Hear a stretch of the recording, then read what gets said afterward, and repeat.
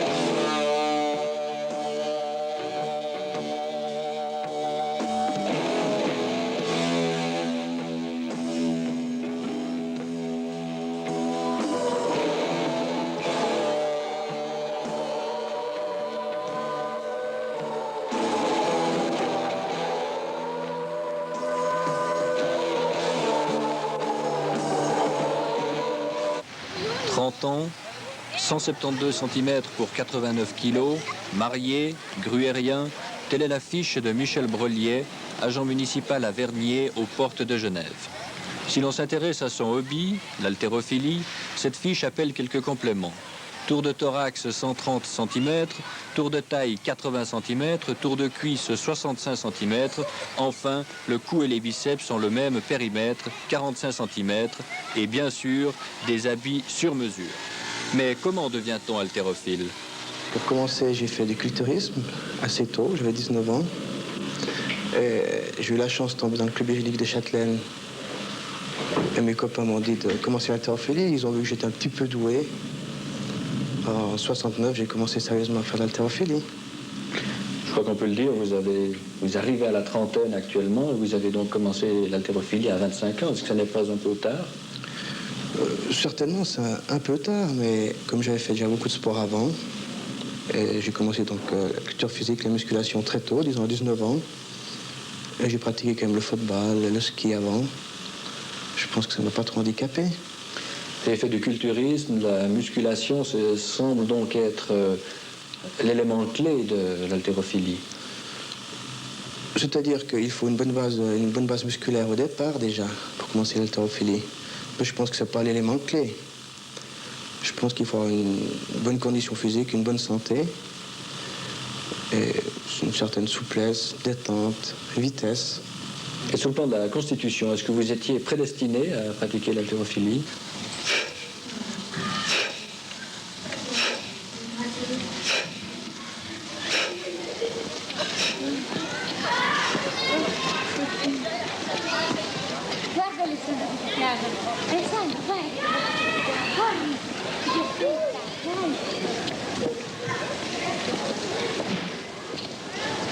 L'entraînement de l'haltérophile est assez particulier, il est aussi assez peu varié. Footing bien sûr, un peu de vélo, quelques départs de sprint et aussi une forme de triple saut plutôt inédite.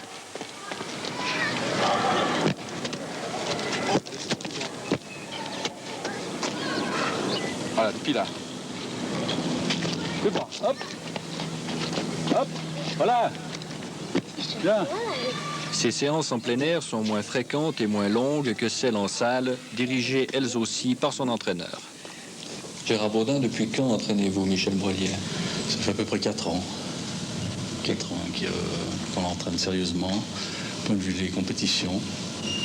Avant, il faisait simplement un peu de musculation, de l'entraînement pour lui, comme ça. Puis après, on a vu qu'il avait vraiment des dons. Alors, on a essayé de le pousser dans cette branche de l'haltérophilie. Quels sont les dons d'un haltérophile? Ah ben moi, je crois qu'on voit tout de suite s'il a une bonne détente, une bonne vitesse. La force, c'est un peu moins, mais surtout une bonne détente et vitesse. Alors la force est en somme un élément secondaire. Oui, oui. Pourquoi? Parce qu'elle peut se travailler. Elle peut se travailler, elle s'acquiert la force. Tandis que la vitesse, on est vite naturellement, mais c'est plus difficile à faire venir la vitesse. Et à part cela, quelles sont les qualités d'un haltérophile? Eh bien, énormément de volonté. Énormément de volonté.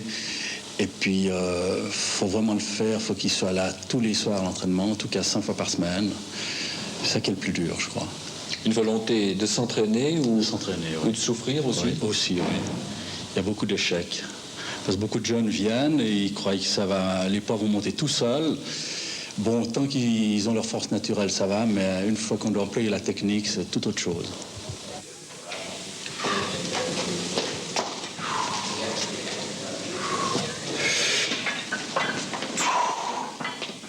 Au centre sportif de la commune de Vernier, au Lignon, Michel Brelier peut disposer de tout le matériel nécessaire à sa continuelle préparation, tel ici avec un fardeau de plus de 200 kg sur les épaules. Et si l'on peut éprouver l'impression d'avoir pénétré dans une salle de torture, on est rassuré par le caractère volontaire de la souffrance infligée. Mais au fait, contre qui, contre quoi se bat l'haltérophile? On se bat uniquement contre soi-même et contre la barre, contre le poids. Et cette barre, quand vous l'attaquez, on vous voit tourner en rond avant de vous plonger dessus presque. Qu'est-ce qu'elle représente pour vous avant de lever un poids en compétition? C'est-à-dire qu'avant de lever une barre, il faut énormément de concentration. Je pense que si je tourne en rond, c'est parce que je me concentre. C'est une forme de concentration que j'ai. Il me faut lutter contre le poids, alors il faut que je me concentre. Et vous devez vous concentrer sur quoi? Sur la barre, sur le poids, sur vos muscles qui se tendent ou sur quoi? C'est-à-dire qu'il faut que je me concentre sur moi-même pour acquérir le plus de force possible. Dans le plus bref délai, c'est-à-dire quand je lève la barre, c'est quand même très bref l'effort. Il faut que, disons que je condense ma force. Mais cette barre, vous lui en voulez en fait. C'est votre ennemi. Dans un sens, c'est mon ennemi, oui. Il faut que je la vainc. Et puis quand vous n'arrivez pas? Enfin, ça fait une petite déception dans le moment. Et peut-être une leçon. Ça permet de savoir qu'est-ce qu'il y a qui n'allait pas. Et en fonction de ça, on corrige les défauts. On change d'entraînement.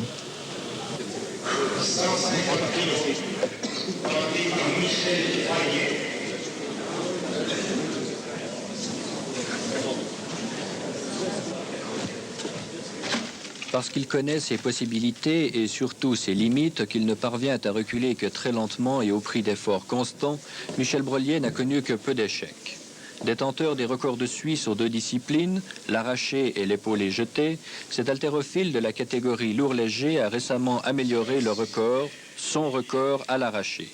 Au Locle, lors d'une rencontre entre la Suisse et la Yougoslavie, l'athlète genevois demandait 150 kilos.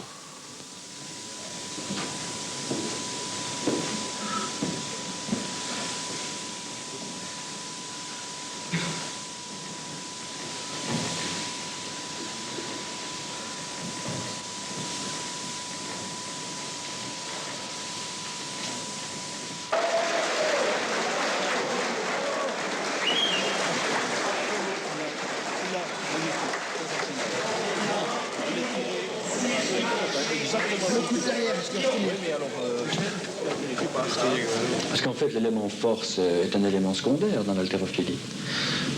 L'élément force, c'est un élément, disons, au départ secondaire. Mais après, il faut quand même travailler sa force pour pouvoir tenir la barre à bout de bras.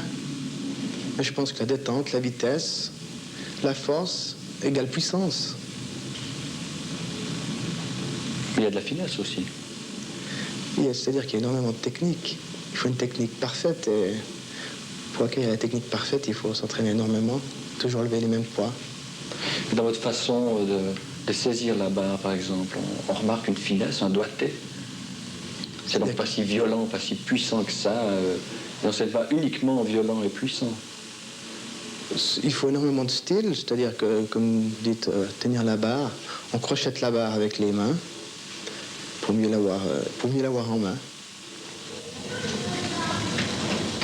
Le palmarès de Michel Brelier ne laisse subsister aucun doute quant à sa suprématie. Depuis 1970, il est champion et recordman suisse toutes catégories. À l'étranger aussi, on admire ou redoute son talent à Sofia, à Lima, à Madrid, à Cuba il étonne autant qu'il progresse lors des championnats d'Europe et du monde. Et vous-même, au départ, vous souleviez certains poids. Maintenant, vous soulevez, vous venez de battre un record suisse à 150 kilos. Qu'est-ce que ça représente pour vous? 150 kilos, enfin, on n'est jamais satisfait de ce qu'on lève, on veut toujours plus. Pour arriver, il faut être un peu exigeant envers soi-même. Alors quel est le but recherché si vous n'êtes jamais satisfait? Arriver toujours plus haut, c'est-à-dire, j'aimerais m'hisser, disons, parmi les meilleurs Européens, arriver dans les 6 premiers, moi. Comment préparez-vous un match? Un match se prépare une année à l'avance. Mais sur le moment, le jour même? Le jour même, tâcher de se décontracter le plus possible, être le moins nerveux possible, garder toute son énergie, tout son influx nerveux. Et dans l'heure qui précède? L'heure qui précède, enfin, il y a l'apnée, il y a le massage, enfin, on a un peu de pommade pour chauffer les muscles. Et on attend.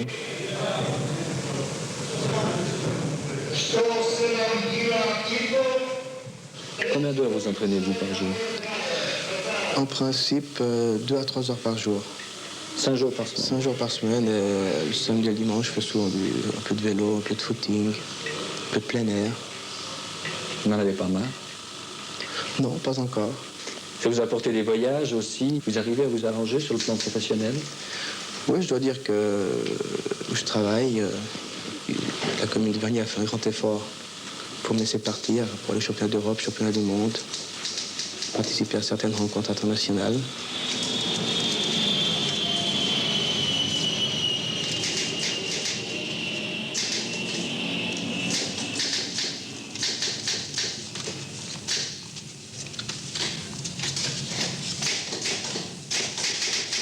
Vous avez fait les championnats du monde, donc vous avez pu comparer, vous avez pu vous comparer avec les grands haltérophiles de l'Est. Est-ce qu'il y a une mesure commune entre vous et eux? C'est difficilement comparable parce que je pense que ces haltérophiles de l'Est sont un peu professionnels, enfin peut-être 100% professionnels. Et nous sommes vraiment amateurs, 100%. Nous entraînons après le travail, et eux sont pour ainsi dire toute l'année en stage. Et ils sont suivis médicalement, ils ont un psychologue avec eux, un entraîneur privé. Est-ce que vous savez comment ils s'entraînent?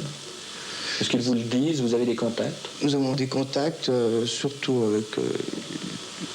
avec les pays, les Européens, c'est-à-dire les Belges, les Italiens, qui nous disent un peu leur entraînement. Mais avec ceux de l'Est? Ceux de l'Est, c'est très difficile. Ils s'entraînent en cachette ou quoi? Ils ne s'entraînent pas en cachette, mais comme je les vois 15 jours au championnat du monde ou au championnat d'Europe, ils s'entraînent comme nous, juste avant la compétition. Ce qu'il faudrait voir, c'est avant. Vous êtes le meilleur haltérophile d'Europe occidentale. Vous avez même battu les Américains dans les championnats du monde à Cuba. Est-ce que vous pensez pouvoir arriver, avec vos méthodes d'entraînement, au niveau des haltérophiles russes et de l'Europe de l'Est? Je pense pas.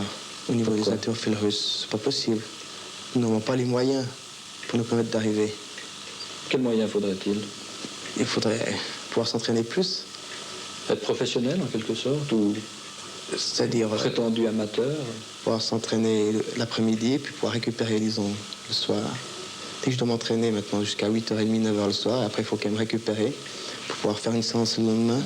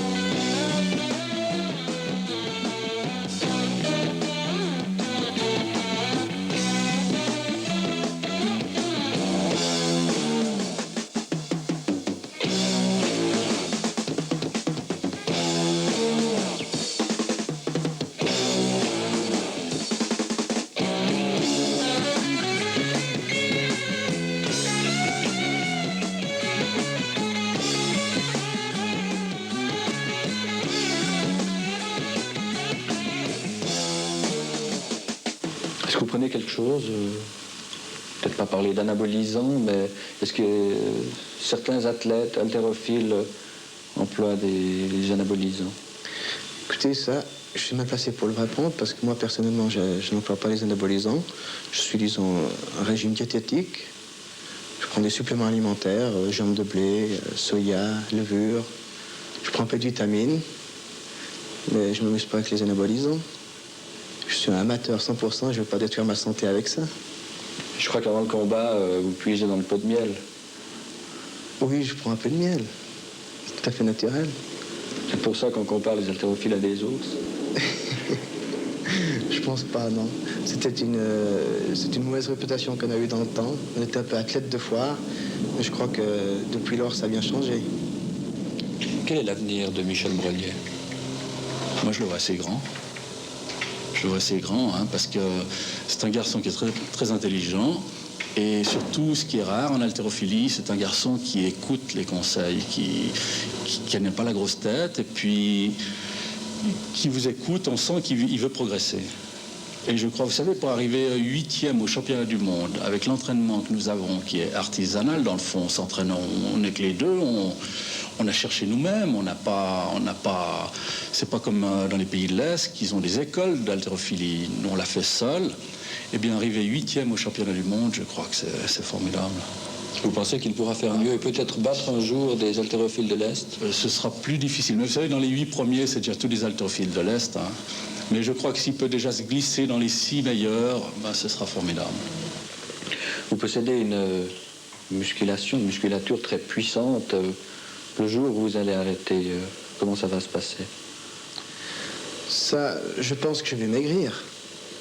Je vais, disons, perdre un peu de mes muscles. Je vais me sécher. Quand ça sèche, c'est moins beau. C'est-à-dire que je vais devenir tout à fait un homme normal. Vous pensez que vous n'êtes pas un homme normal maintenant? Oui, c'est-à-dire que je suis un peu musclé, voilà. On me dit un petit peu anormal. Pourquoi? Parce un peu hypertrophié, vous voyez. Parce que ça plaît pas ou parce que ça fait des envieux? Ça, je ne sais pas, alors. Je n'ai pas cherché à comprendre. La chose est prouvée, l'haltérophilie ne présente aucun danger physique, à condition bien sûr de posséder une musculation parfaite, dans le dos particulièrement. Pour Brolier, la pratique de ce sport aura représenté plus qu'un hobby. L'haltérophilie m'a apporté, pour commencer, je dirais, la santé. Peut-être grâce à ça, j'ai quand même une bonne santé. J'ai pu faire des voyages. J'ai pu une petite gloire, en somme. Ben vous ne faites, pour ainsi dire, pas qu'à. Elle est à vous, cette gloire. Vous ne la transmettez pas à vous. Non, c'est une fierté personnelle. Et ça vous aide dans la vie, cette fierté personnelle acquise avec l'haltérophilie? Je pense pas que ça peut m'aider, mais... Vous avez le sentiment d'être quelqu'un d'autre ou d'être quelqu'un? Oui, j'ai peut-être le sentiment d'être quelqu'un à part, disons.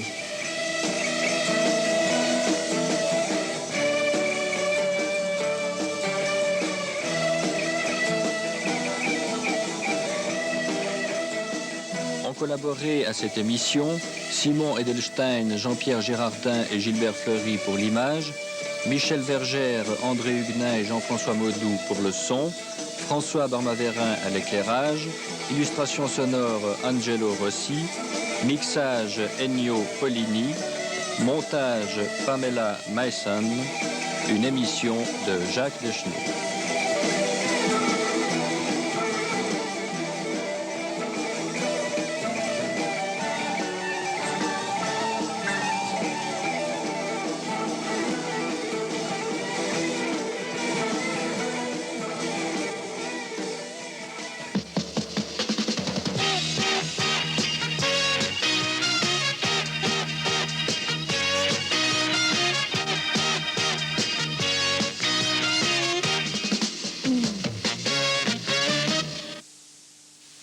L'année suivante, en 1977, ce fut l'apothéose pour toi. C'était à Stuttgart et je pense que jamais tu pourras oublier ce titre mondial merveilleux que tu avais remporté et que j'avais eu l'honneur de commenter en direct. C'est la première fois et la seule fois jusque-là que nous avons retransmis un championnat du monde d'haltérophilie. C'était un moment merveilleux que moi non plus, je ne suis pas prêt d'oublier.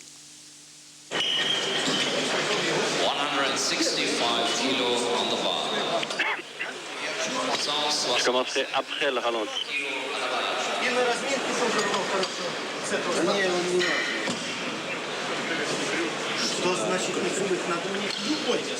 Mesdames, Mesdemoiselles, Messieurs, bonjour, bonsoir plutôt. Ici Stuttgart, nous allons vivre en différé 9 minutes qui devraient être absolument inoubliables et exceptionnelles dans l'histoire de l'haltérophilie suisse, puisque à l'arraché dans ces championnats du monde et d'Europe de Stuttgart, dans la catégorie des poids lourds jusqu'à 100 kg, un seul homme n'a pas encore tiré et reste en lice. Il s'agit de Michel Brollier.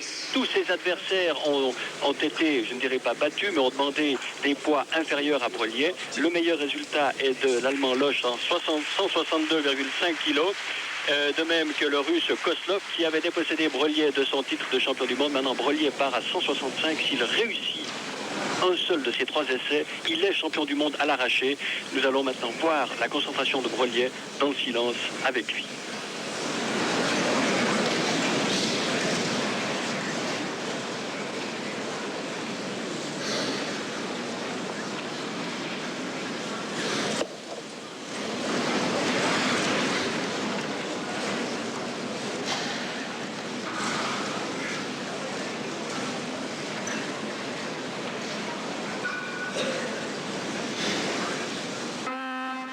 Une minute encore.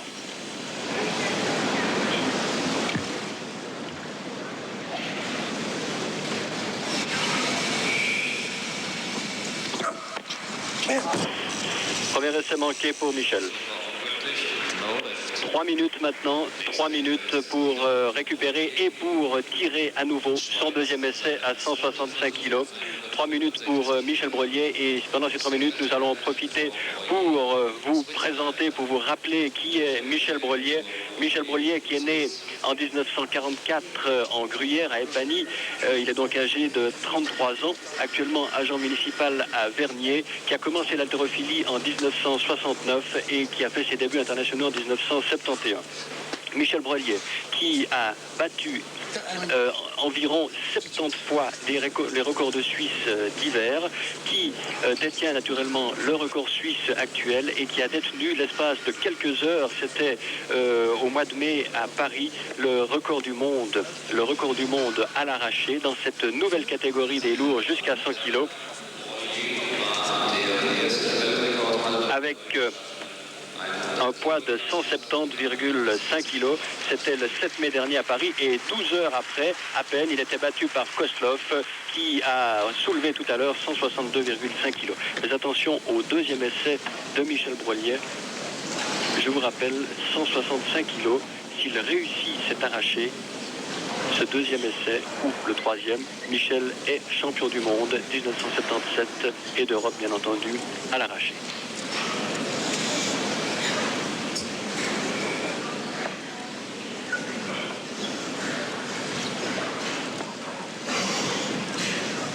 Qui est le point fort, la discipline préférée de Michel Brollier.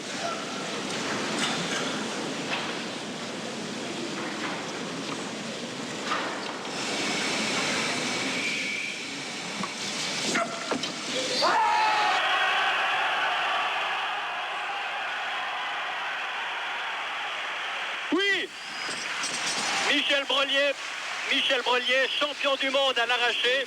La chose est d'ores et déjà certaine. On va revoir le ralenti. Michel Brollier, champion du monde à l'arraché avec 165 kg réussi au deuxième essai. Nous allons revoir ceci incessamment, je pense. Il y aura de toute façon un troisième essai. On ne sait pas quel poids va demander Brollier, mais il doit demander au minimum 170 kg. Vous voyez que là, il était fortement déséquilibré dans ce deuxième essai, mais il a réussi, grâce à un effort extraordinaire, il a réussi à redresser la situation. Maintenant, c'est totalement décontracté que Michel Brollier va pouvoir demander 170 kg, oui, il demande 170 kg, alors que son record personnel est de 172,5 kg. C'est un record personnel qu'il avait établi en avril de cette année lors des championnats genevois. C'est aussi son record personnel, son record suisse, bien entendu. Le record du monde, lui, se situe à 175,5 kg. Il avait été établi dans le courant du mois de juillet par le soviétique Sedoulaïev. Michel Brelier, avec son entraîneur Gérard Baudin, que vous avez reconnu bien évidemment, je pense, avec une fois encore la répétition de ce deuxième essai. Il est fortement déséquilibré et c'est vraiment extraordinaire la façon dont il arrive à se récupérer et ici, je crois que c'est des années d'efforts récompensés. C'est l'oubli aussi de cet échec de Montréal, cet échec qui n'a pas laissé de traces, donc semble-t-il, puisque Michel Brelier est arrivé ici avec un moral tout neuf et avec un poids tout neuf aussi, puisque vous savez que Michel Brelier a changé de catégorie. Il était dans la catégorie dite des lourds légers. Et puis, il y a eu, depuis le 1er janvier, cette nouvelle catégorie des lourds jusqu'à 100 kg. Et pour pouvoir y participer, y accéder, Michel Brelier a dû prendre du poids. Il a pris 7 kilos très exactement depuis Montréal. Son poids aujourd'hui est de 96,7 kilos. Et cela n'a pas été sans poser bien des problèmes. Et on sait qu'il y a un manque de souplesse qui est peut-être consécutif à cette prise de poids assez nette en une année. Une manque de souplesse dans les épaules qui, dit-il, sont quelque peu nouées. Il a maintenant trop de muscles dans les épaules, mais c'est totalement décontracté et souriant que Michel Brelier va tenter ses 170 kilos, ceci dans l'optique, bien entendu, du biathlon olympique de tout à l'heure, c'est-à-dire l'accumulation, le total de l'arraché et de l'épaulé jeté de tout à l'heure, où là, Michel a toutes ses chances, surtout s'il réussit ses 170 kilos maintenant. Une minute encore pour Michel.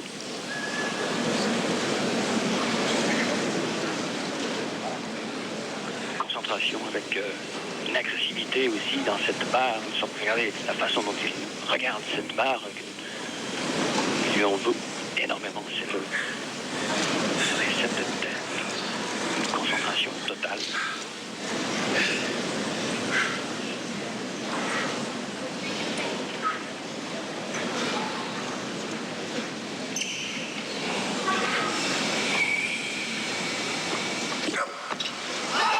Je crois que c'est bon. Le grand sourire de Michel Brelier qui réussit 170 kilos également.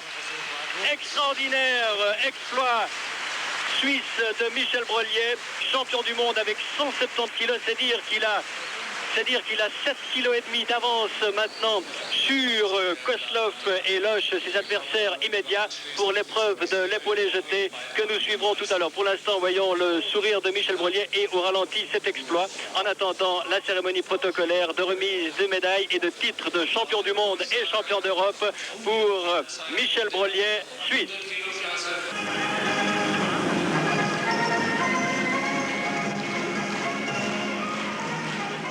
Et voici un moment très émouvant, un moment unique pour Michel Brelier, la remise de son titre de champion du monde de la catégorie des poids lourds jusqu'à 100 kg à l'épreuve de l'arraché.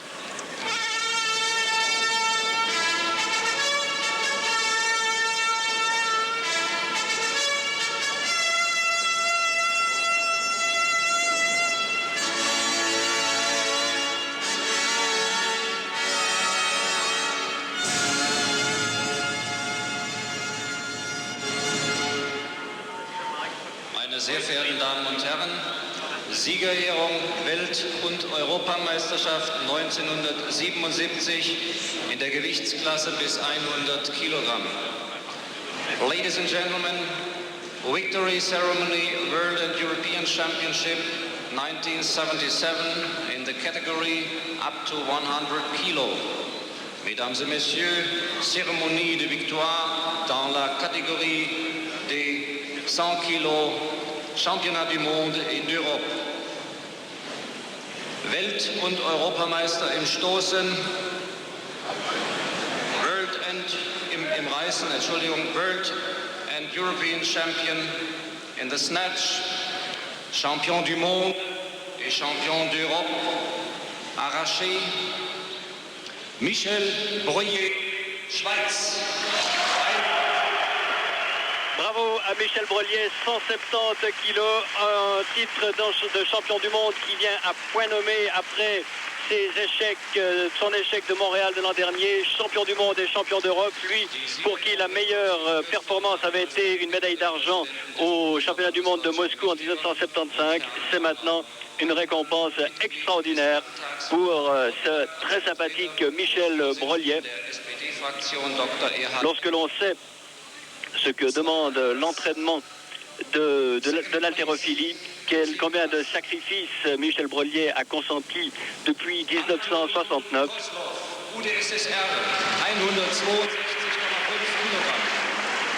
On ne peut qu'être ému de cette performance fantastique. Le deuxième est Michel Brolier et Koslov, Anatoly Koslov, URSS, qui est parti à 162-500, qui a manqué ses deux premiers essais pour réussir au troisième. Et le troisième est l'Allemand de l'Est, Helmut Losch, 162,5 kg, donc 7,5 kg entre Michel Brolier et le soviétique et l'Allemand de l'Est.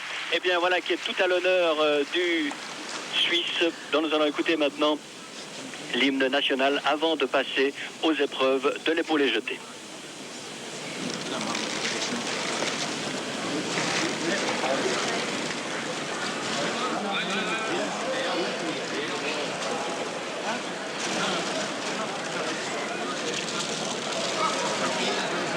Plus petit cadeau, mais une plus grande satisfaction pour Michel Brolier.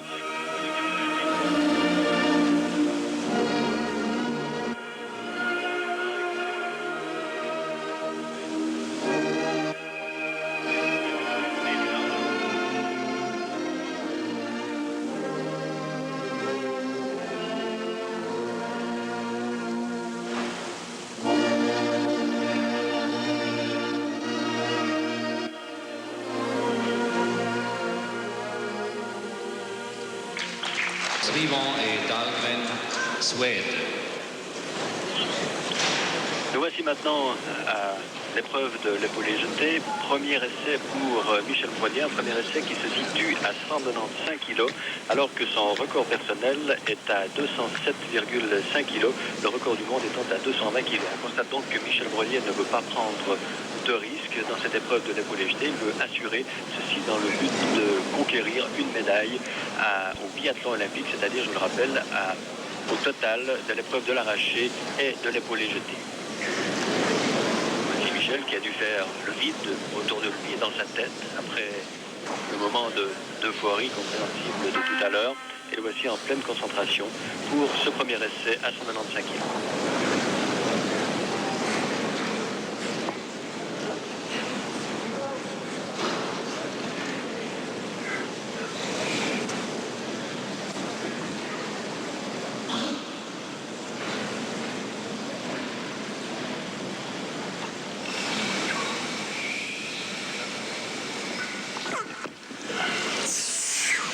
Attention au jeté maintenant, c'est un peu le point faible de Michel entre guillemets.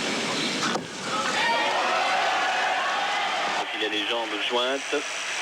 Et c'est réussi, on peut dire, pour Michel, c'est une victoire, une médaille quasiment assurée pour le biathlon olympique. Deuxième essai pour Michel Brolier maintenant à 200 kg. Il lui reste 50 secondes pour tirer.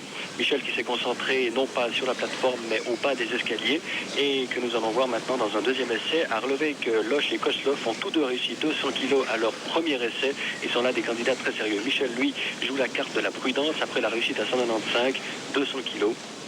Ce qui obligerait ses deux concurrents à enlever 210 pour lui ravir le titre.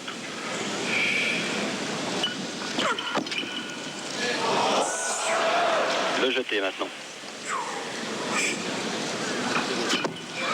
Non. Manqué. Manqué.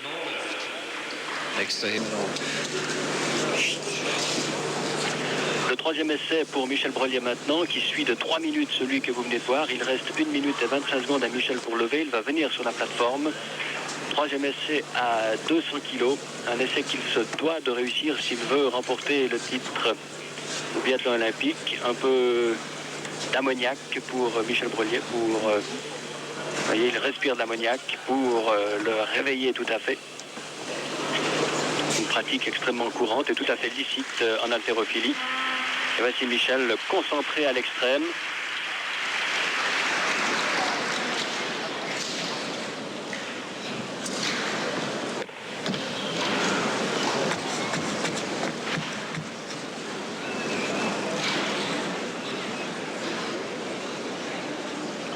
40 secondes et Michel devra avoir tiré son troisième essai à l'épaulé jeté. Relevez que le chronomètre s'arrête dès que la barre a passé la hauteur des genoux.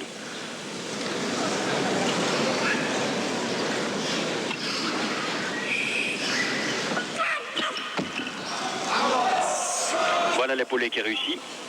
Attention maintenant, c'est un peu le point faible de Michel, c'est le jeté. Il semble que tout à l'heure il est légèrement glissé. Non, c'est manqué.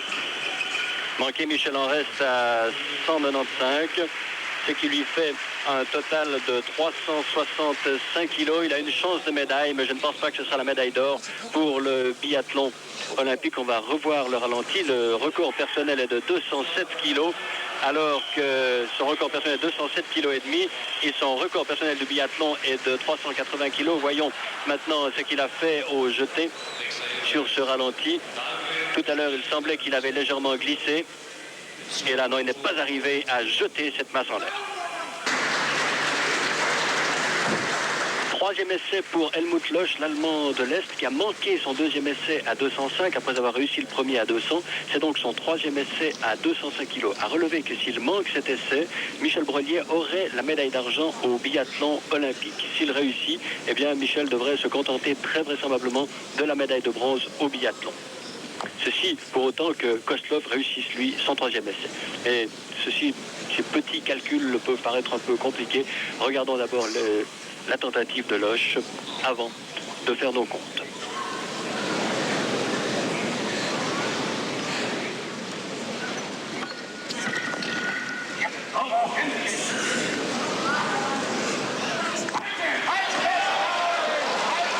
C'est réussi pour Losch, 205 kg. Anatoly Kozlov qui est d'ores et déjà assuré du titre mondial à l'épaulé jeté et qui tente le record du monde avec une tentative à 220,5 kg à l'épaulé jeté, le titre appartenant à son compatriote Kononov qui n'est pas là avec 220 kg juste. Donc tentative de record du monde pour Kozlov, d'ores et déjà assuré du titre à l'épaulé jeté et du titre au biathlon olympique.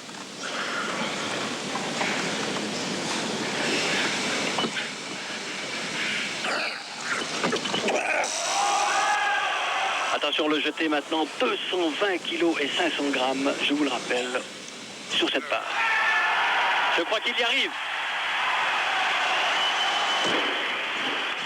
Est-il accepté? Non, il est refusé.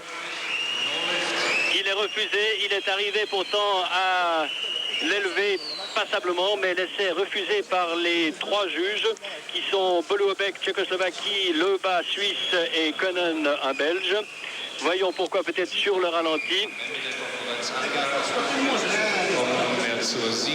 Voyons maintenant cette... peut-être les pieds n'étaient-ils pas joints? Ou a-t-il...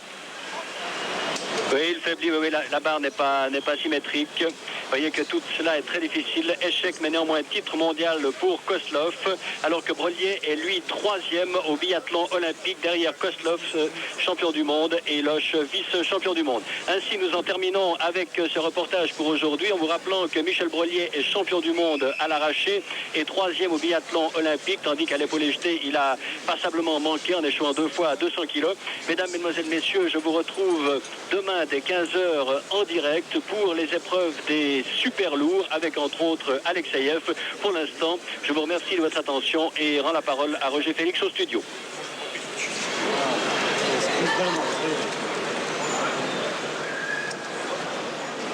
C'est déjà préparé? Vous avez déjà averti? Oui. Je sens pas. Je traîne des cuisses, je suis faible aux cuisses. Les nerfs, c'est plus. Je vais bien l'arracher, puis je te traîne. Manque d'entraînement, tu vois. Manque d'entraînement. Ah, c'est clair. Je suis dans cette nouvelle catégorie, avec un nouveau poids, tout, c'est quand même beaucoup de nouveautés.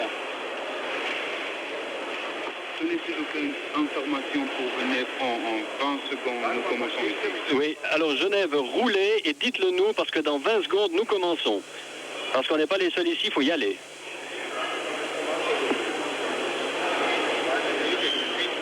Oui, ça.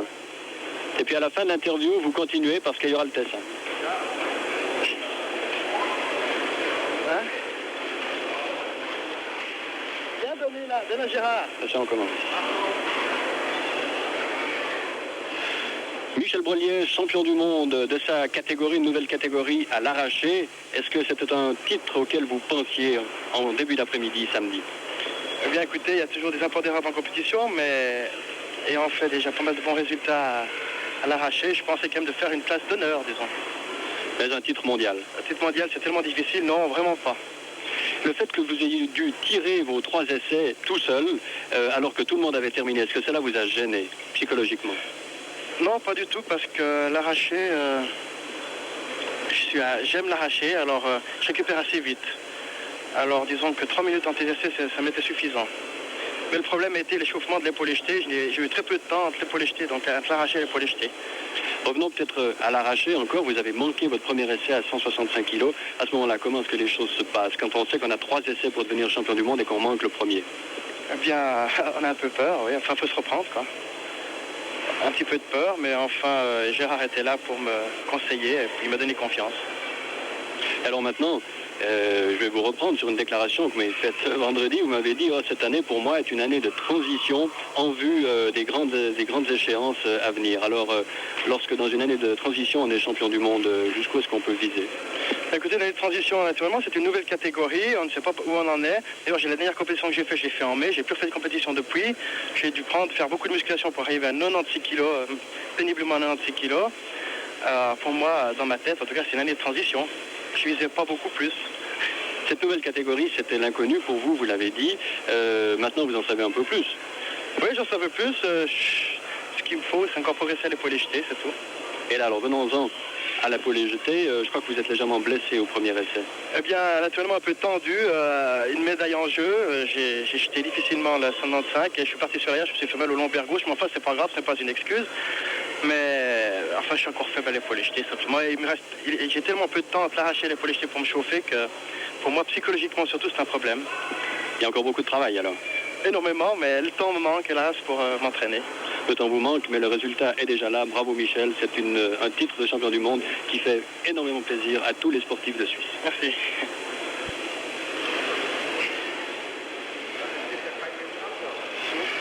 Alors les directs sont toutes là. Moi j'en enchaîne tout de suite. Je peux continuer directement. Non, mais non, je me sens pas. Ça continue. Ça tu l'as. Je peux continuer alors. Oui. Michel Brolier, campione del mondo nello strappo. Michel Brolier conquista questo titolo in un anno che lui considerava di transizione.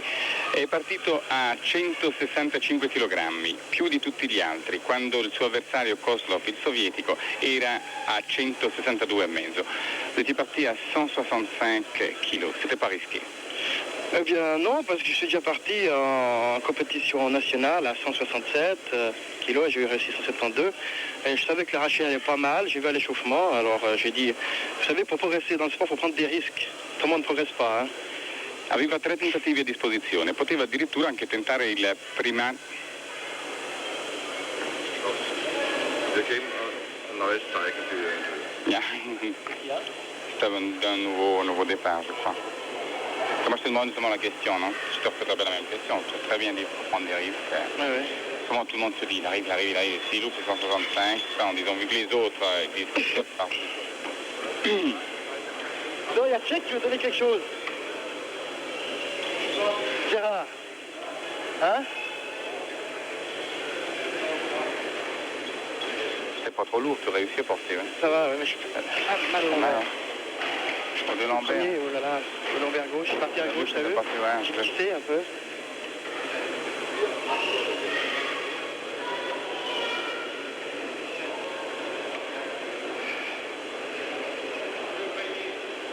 Attends. Gérard. Wie? Is die maar gelijk van Lugano?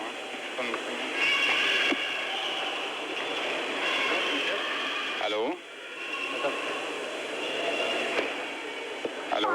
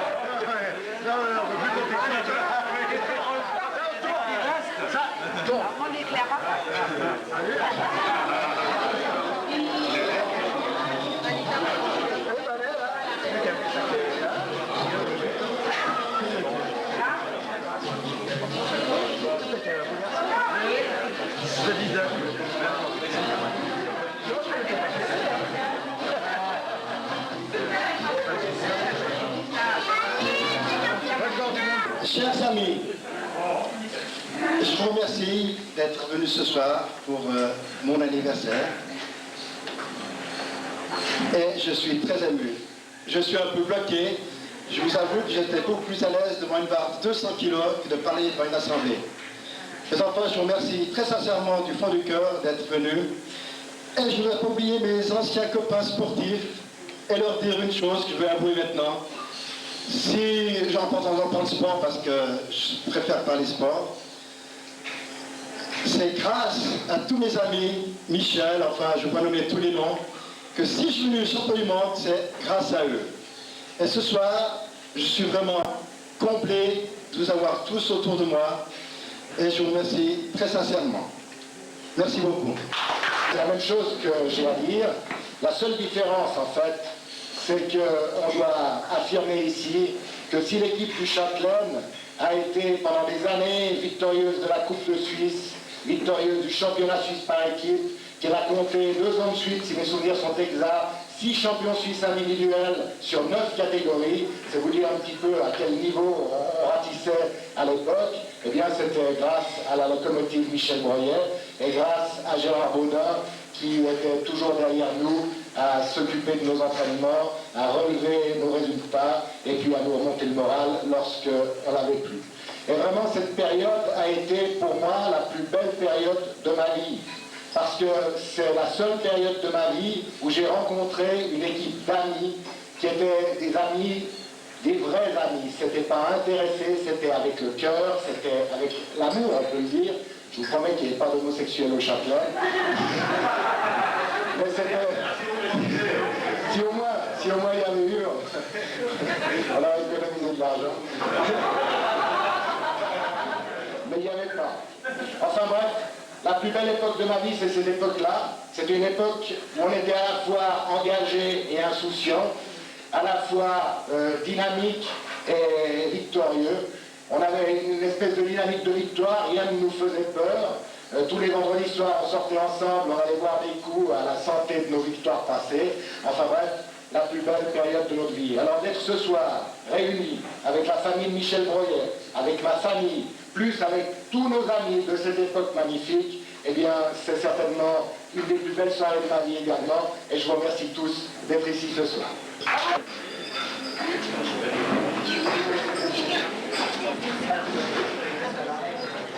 À 10 ans, tu étais petit. Quand tu volais les biscuits cachés dans les toilettes pour les manger en cachette.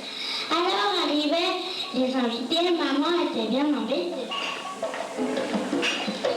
À 20 ans, tu es devenu fort, en t'entraînant pour des records, dans le grenier de la maison, où plusieurs fois le plafond risqua de s'écrouler, lorsque les haltères retombaient.